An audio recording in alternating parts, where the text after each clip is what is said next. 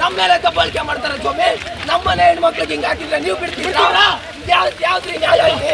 100 ಜನದು ಹೇಳೋ ಅಷ್ಟು 100 ಜನ ಕನ್ನಡ ಸಮಯದಲ್ಲಿ ಹೇಳ್ತೀನಿ, ನೀನು ಹೋರಾಟ ಮಾಡಕ್ ಬಂದಿಲ್ಲ, ನೀನು ಹೋರಾಟ ಮಾಡ ನಮ್ಗೇನ್ ಬೇಕು ಅಂತ ಕೊಡ್ತೀನಿ.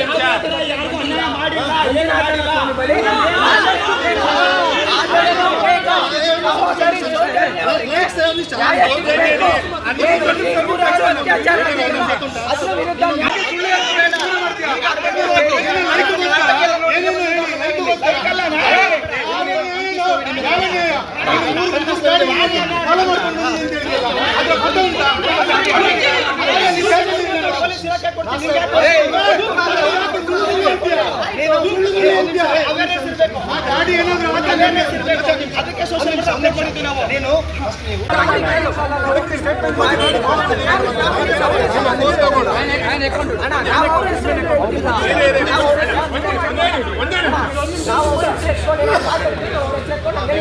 ಆಮೇಲೆ ಫುಲ್ ಡೀಟೇಲ್ಸ್ ಹೇಳ್ತೀನಿ. ಹೇಳಬೇಕು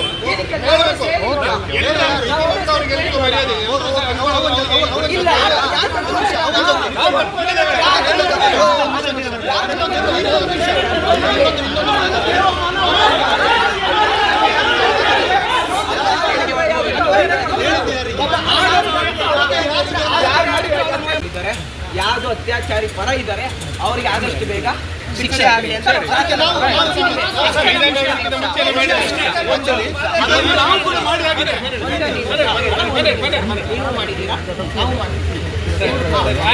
ಮೆಟ್ಲಲ್ಲಿ ನಿಂತು ನಿಮ್ಮ ಲೈಫ್ ಇದ್ದು ಹೆಚ್ಚಿಗೆ ಅಲ್ಲ.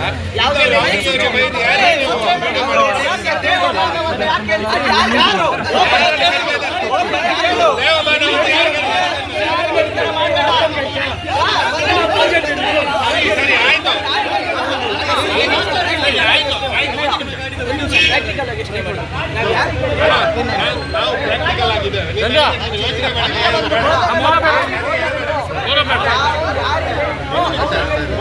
ಒಂದು ನಿಮಿಷ ಯಾರಿಗೆ ಅದನ್ನು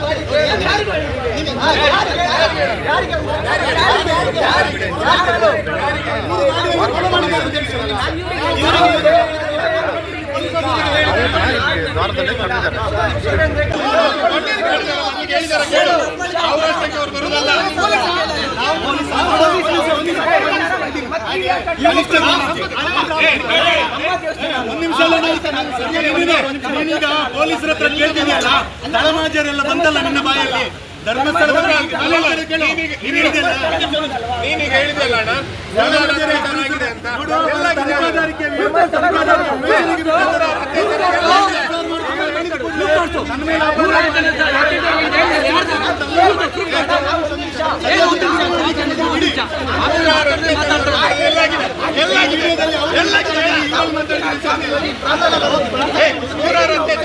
ಎಲ್ಲಾಗಿದೆ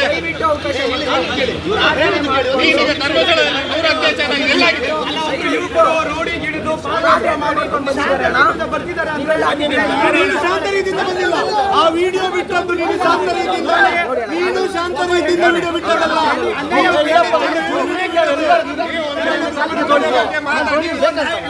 ಬೇಕಂತ ದೊಡ್ಡದ ಇಲ್ಲ ಅಲ್ಲ.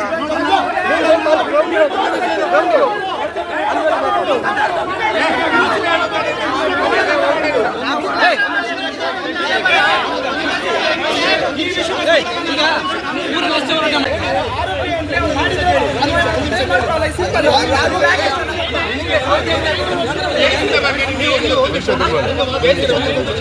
ನೀವೊಂದು ಹೇಳಿದ್ರಲ್ಲ ನಕಲಿ ದೇವಮಾನವನ್ನು ಹೇಳಿದ್ರು. ಹೌದು, ಅದು ಯಾರಾದರೂ ಒಬ್ಬ ವ್ಯಕ್ತಿಯನ್ನು ನೀವು ಪರಿಗಣನೆ ಮಾಡದೆ ಹೇಳಿರ್ಲಿಕ್ಕಿಲ್ಲ. ನಮಗೆ ಇಂಥ ವ್ಯಕ್ತಿಯಿಂದ ತೊಂದರೆ ಆಗ್ತದೆ ಅಂತ ಹೇಳಿದ್ದೇವೆ ಗೊತ್ತಾದ ನಂತರ ಹೇಳಿದಲ್ವ ನೀವು? ಫಾಲೋ ಮಾಡ್ಕೊಂಡು ಬನ್ನಿ.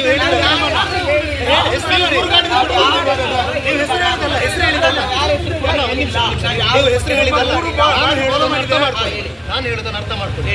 ನೀವು ನಕಲಿ ದೇವಮಾನವ ಅಂತ ಇವ್ರಿಗೆ ಹೇಳಿದಲ್ಲ, ಓಕೆ ನಾವು ಒಪ್ಕೊಳ್ತೀವಿ. ಒಬ್ಬ ಯಾರಿಂದ ಆದ್ರೂ ನಿಮಗೆ ಅಲ್ಲಿ ಸಮಸ್ಯೆ ಉಂಟು ಅಂತ ಹೇಳಿ ಗೊತ್ತಾದ ನಂತರ ನೀವು ಹೇಳಿದಲ್ವಾ ಈ ರೀತಿ ಸಮಸ್ಯೆ ಮಾಡಿ ಪೊಲೀಸರಿಗೆ ನಾವು ಹೇಳ್ತೀವಿ. ಅಲ್ಲ ನಾವು ಪೊಲೀಸರಿಗೆ ಹೇಳ್ತೀವಿ. ನಿಮ್ಗೆ ನೀವು ಪೊಲೀಸರಿಗೆ ಹೇಳಬೇಕಿತ್ತು. ಸೋಷಿಯಲ್ ಮೀಡಿಯಾದಲ್ಲಿ ಹೇಳ್ತೀರಾ?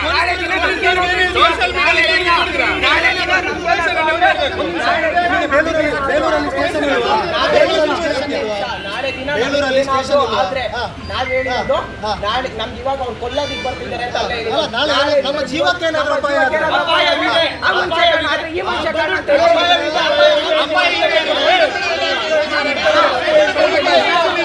ನನ್ನ ಕುಟುಂಬ ಸಮೇತ ಕೇರಳದಲ್ಲಿ ಏನು ಬದುಕಲ್ಲ, ಇಲ್ಲೇ ಇರೋದು ನಮ್ಮ ಬದುಕು ಅಂತ ಸಾವಿರ ಲಕ್ಷಗಟ್ಟಲೆ ಜನ ಜೀವನ ಮಾಡೋದು ಈ ಊರಿನಲ್ಲಿ.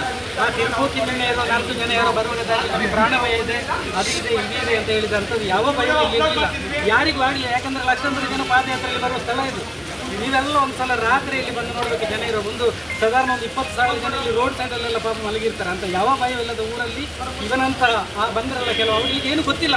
ಯಾಕಂದರೆ ಅವರಿಗೆ ತಿರುಪೋಕಿಗಳು, ಅವರು ನಿಜವಾಗಿ ತಿರುಪೋಕಿಗಳು. ಯಾರೋ ಹೇಳಿದ ಮಾತುಗಳನ್ನು ಕೇಳುವುದು, ಯಾವುದಕ್ಕೋ ಕಿವಿ ಕೊಡುವುದು, ಆ ಪೂಜೆಯರಂಥ ಮಹಾ ವ್ಯಕ್ತಿ ಹೆಸರನ್ನು ಹಾಳು ಮಾಡುವುದು, ಅದು ಎಂಥ ನಕಲಿ ದೇವ ಮಾನವಂತೆ.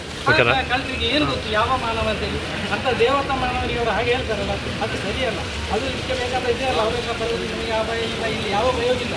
ಅವ್ರು ಹಾಗೆ ಹೇಳಿದ್ದಕ್ಕೆ ಅವರು ಕ್ಷಮೆ ಹೇಳಬೇಕು. ಇಲ್ಲಿ ನಮಗೆ ಭಯ ಆಗ್ತದೆ ಅಂತೇಳಿ ಅವನು ಇಲ್ಲಿಗೆ ಬಂದಲ್ಲ ಕೆಟ್ಟಂತ ಎಲ್ಲೂ ಸಾಯದೆ ಬಂದಿದ್ದಾರಲ್ಲ ಅವರು, ಎಲ್ಲೂ ಸಾಯಲಿಲ್ಲಲ್ಲ ಅವರಿಗೆ, ಅಲ್ಲಿ ಏನು ಸನಿಯಮ್ ಇರಲಿಲ್ಲಲ್ಲ ಅವರಿಗೆ. ಅವರು ಕ್ಷಮೆಗೆ ಹೇಳಿ, ನಾವು ಅದು ಬರುವಾಗ ಹೇಳಿದ್ದು ತಪ್ಪಾಯ್ತು ಅಂತೇಳಿ ಆ ಕಳ್ಳನ ಮಕ್ಕಳು ಕ್ಷಮೆಗೆ ಹೇಳಿ. ಅವರು ಅಲ್ಲಿಂದ ಹೊರಡುವಾಗ ನಾವೇನು ಶಾಂತಿಯುತ ಪ್ರತಿಭಟನೆ ಅಂತ ಈಗ ಇಲ್ಲಿ ಹೇಳ್ತಾ ಇದ್ದಾರಲ್ಲ, ಹಾಗಲ್ಲ. ಅದು ಶಾಂತಿಯುತ ಪ್ರತಿಭಟನೆ ಮಾಡುವವನು ಬೇಕಾದ್ರೆ ವಿಡಿಯೋ ಏನ್ ಮಾಡ್ತಾನೆ, ನಾವು ಶಾಂತಿಯುತವಾಗಿ ಒಂದು ನ್ಯಾಯಕ್ಕೋಸ್ಕರ ನಾವು ಮುಂದೆ ಬರ್ತಾನೆ ಅಲ್ವಾ. ಅಲ್ಲಿಂದ ಹೊರಡುವಾಗ ವಿಡಿಯೋ ಮಾಡಿ 3-4 ಗಾಡಿಗಳು ನನ್ನನ್ನು ಫಾಲೋ ಮಾಡ್ತಾ ಇದೆ, ನನಗೇನಾದ್ರೂ ಹೆಚ್ಚು ಕಮ್ಮಿ ಆದ್ರೆ ನಕಲಿ ದೇವಮಾನವ ಕಾರಣ, ನಾನು ಅವರಲ್ಲೂ ಮಾತಾಡಿದೆ ಇವರಲ್ಲೂ ಮಾತಾಡಿದೆ ಅಂತೆಲ್ಲ ಹೇಳಿಕೊಂಡು ಬಂದು ಅದನ್ನು ಯಾರಾದ್ರೂ ಅದು ಒಂಥರ ಗಲಭೆ ಬಿಸೋತಾನೆ ಮಾಡೋದು. ಈಗ SI ಕೊಟ್ಟಿದೆ ಅಂತ ಹೇಳುವಾಗ SI ಅವ್ರು ಮಾಡ್ತಾರೆ ಬಿಟ್ರಿ, ನಾವು ಪೊಲೀಸ್ನವರು ನಂಬೋದಿಲ್ಲ ಅಂತ ಹೇಳ್ತಾನೆ.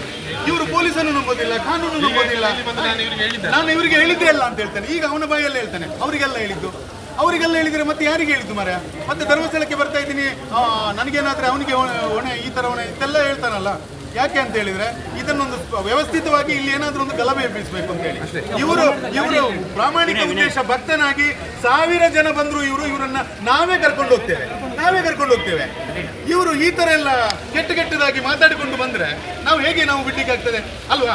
ನಾವೊಂದು ಊರಿನವರಾಗಿ ನಮ್ಗೆ ಇದು ನಮ್ಮ ಒಂದು ಅಸ್ಮಿತೆಯ ಪ್ರಶ್ನೆ ಅಲ್ವಾ. ಇದು ಬಿಟ್ಟಿ ಮಾತಾಡುವವನು ಬಂದು ನಾವೊಂದರಿಗೆ ಬಾಯಿಗೆ ಬಂದಂಗೆ ಬೊಗಳುವವನು ಬಂದು ನಾವೇನು ಮೆರವಣಿಗೆಯಲ್ಲಿ ಕರ್ಕೊಂಡು ಹೋಗ್ಬೇಕಾಗಿ ನನ್ನ ಹೇಗೆ ಅವನು ಯಾವ ರೀತಿಯಲ್ಲಿ ಅವನು ಪ್ರತಿಭಟನೆ, ಅದಕ್ಕೆ ಅರ್ಥ ಇದೆಯಾ?